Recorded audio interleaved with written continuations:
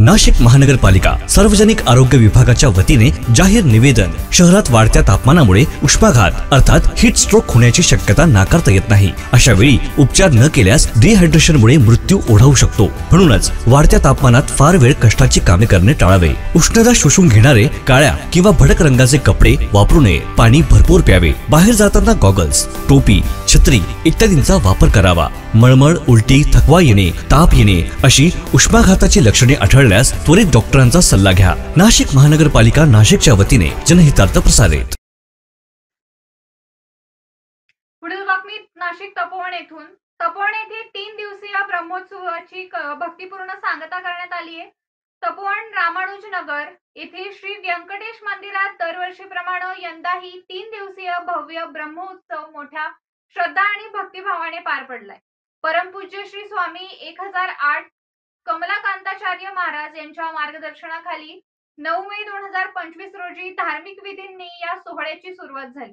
पहिल्या दिवशी श्रीराम यागाला प्रारंभ झाला, ज्यात परिसरातील भक्तगणांनी मोठ्या संख्येने सहभाग घेतला। 3 दिवसांच्या कालावधीत विविध धार्मिक पूजाविधी, प्रवचने, भजने, कीर्तने आणि सांस्कृतिक कार्यक्रम झाले। यामध्ये भाविकांनी उत्स्फूर्त सहभाग नोंदवून भक्तिपर वातावरण निर्माण केले। 11 मे रोजी संत संमेलन, भगवताचार्य श्री माधवदासजी राठी यांचं प्रवचन आणि महाप्रसादाने या ब्रह्मोत्सवाची भक्तिमय सांगता झाली। कार्यक्रमाची अनुभूती अत्यंत समाधानदायक व आध्यात्मिक उन्नती देणारी होती, असे मत भाविकांनी व्यक्त केले।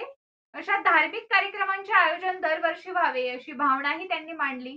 सर्वांच्या जीवनात सुख, शांती आणि समृद्धी लाभावी ही सामूहिक प्रार्थना भक्तांनी केली।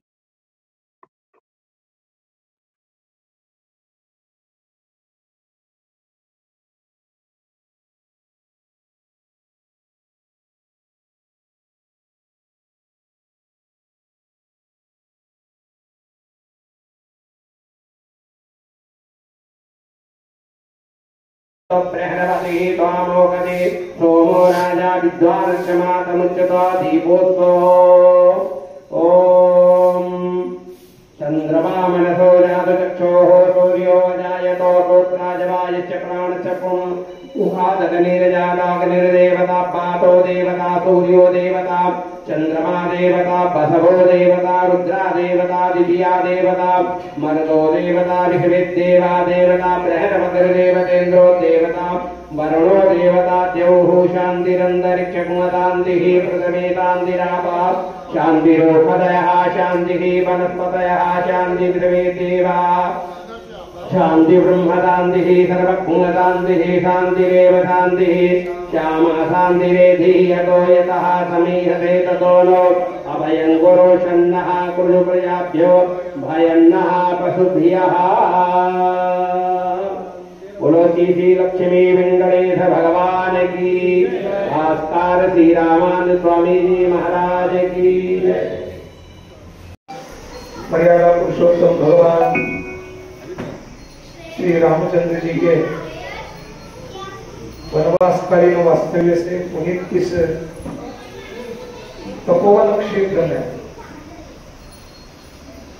आज नरसिंह जयंती स्वामी श्री षटकोपाचार्य जी महाराज जी से लेके जो परंपरा यहाँ पे स्थित है, उस मंदिर स्थान में ब्रह्मोत्सव के तीसरे दिन के उपलक्ष्य में उस निमित्त से जो आने वाला कुंभ काल है, उसी उपलक्ष्य में आगे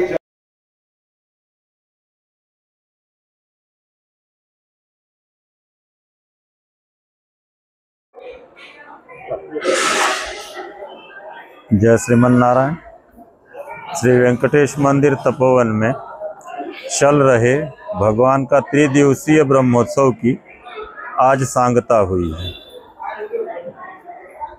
अनेक विविध उपक्रम मंदिर की तरफ से किए गए, उसमें जैसे भगवान का तिरुमंजन है, अर्चना है, उसके बाद राम यज्ञ हुआ और संत सम्मेलन होकर महाप्रसाद से आज ब्रह्मोत्सव की सांगता हुई। जो भक्त इसमें शामिल हुए, मंदिर की तरफ से उनका स्वागत है और भी भक्त जो रह गए हैं वो अगली बार या आने वाले कोई भी भगवान के उत्सव में सम्मिलित हो और अपने पुण्य काल खाता बढ़ावें। इसी उससे जय श्रीमन्नारायण। श्री स्वामीनारायण भगवान की जय, अक्षर पुरुषोत्तम महाराज की जय, प्रमुख स्वामी महाराज की जय, महंत स्वामी महाराज की जय, सियावर रामचंद्र भगवान की जय, राधा कृष्ण देव की जय, वेंकटेश बालाजी महोत्सव की जय। आज तपोवन भूमीत वेंकटेश बालाजीचा ब्रह्मोत्सव त्रिदिवसीय कार्यक्रम आचार्य श्री कमलाकांतजी महाराज यांच्या नेतृत्वाखाली फार चांगल्या रीतीने पार पडलं। भक्तगण पण स्नेहाने प्रेमाने यात सहभागी झाले। आज संत संमेलन पण झाले, त्यामध्ये कित्येक संत पण येऊन इथं आपले बाजू मांडली आणि मार्गदर्शन लोकांना केलं त्याबद्दल। आणि इथं ह्या परिसरात कमलाकांतजी महाराज यांच्या नेतृत्वाने मंदिराची देखभाल आणि भक्तांचा प्रेम संपादन कार्याचं कार्य जे होत आहे त्याबद्दल आम्ही प्रसन्न आहोत आणि भगवानच्या श्रीचरणी प्रार्थना करतो की त्यांच्याद्वारा असेच चांगले कार्य इथं होत राहावं आणि सायखेडामध्ये पण त्यांचं जे स्थान आहे त्यातलं पण कार्यक्रम नीट भव्य दिव्य होत राहावं आणि इथं भक्तांनी येऊन दर्शन करावे आणि नित्य नियमाने देवाचे दर्शन करून पुण्य लाभ करावा असं मी सगळ्यांना विनंती करतो। स्वामीनारायण भगवानची जय। भगवान बालाजी संस्थान सायखेडा आणि आजचा हा जो कार्यक्रम आहे तो तपोवन नाशिक पुण्यभूमीमध्ये प्रभू रामचंद्राच्या भूमीमध्ये आजचा हा 9 ते 11 हा 3 दिवसाचा ब्रह्मोत्सवाचा कार्यक्रम होता। तो अतिशय आनंदामध्ये उत्साहामध्ये साजरा झाला। धार्मिक कार्यक्रम या ठिकाणी 3 दिवसामध्ये पार पडले आणि आजचा हा शेवटचा समारोपाचा दिवस असताना या ठिकाणी महाप्रसादाचा जो कार्यक्रम आयोजन झालंय ते करताना श्री कमलाकांतजी महाराज 1008 यांच्या मार्गदर्शनाखाली अनेक वर्षापासून सुरू आहे। मंदिराचं विशेष महत्त्व असं आहे की सामाजिक, शैक्षणिक, धार्मिक अनेक प्रकारचे उपक्रम 12ही महिने ते या ठिकाणी राबवत असतात। याही पुढच्या काळात मोठ्या प्रमाणात ते राबवतच राहतील। श्री कमलाकांतजी महाराज व त्यांचे सर्व भक्तगण या कार्यक्रमासाठी उत्साहाने यात सहभागी होतात। सायखेडा आणि पंचक्रोशीतील तसेच नाशिक शहरातील सगळे भक्तगण याच्यात सामील आहेत। त्या सर्वांचं सायखेडकरांच्या वतीने आभार मानतो आणि थांबतो। मी डॉक्टर गणेश प्रकाश वडगावकर। मी गेल्या 2017 पासून स्वामीजींची संलग्न आहे। या मंदिरामध्ये न चुकता मी रोज येऊन दर्शन घेतो। तर यावेळेस येताना दरवेळेस मला काही ना काही अनुभव खूप चांगले आले आणि गुरुजींनी भरपूर मला मार्गदर्शन केले। त्या मार्गदर्शनामुळे माझ्या आयुष्यामध्ये खूप आमूलाग्र बदल झाले। तर हा जो ब्रह्मोत्सव आहे हा दरवर्षी हा जो ब्रह्मोत्सव होतो याच्यामध्ये आपल्याला बरेच वेगवेगळ्या पद्धतीने याग केले जातात। यावर्षी त्यांनी श्रीराम याग केला, तर सर्वांच्या लोकांच्या कल्याणासाठी त्याचा आपण हे केलं, यज्ञ केले आणि हा 3 दिवस पूर्णपणे चालला।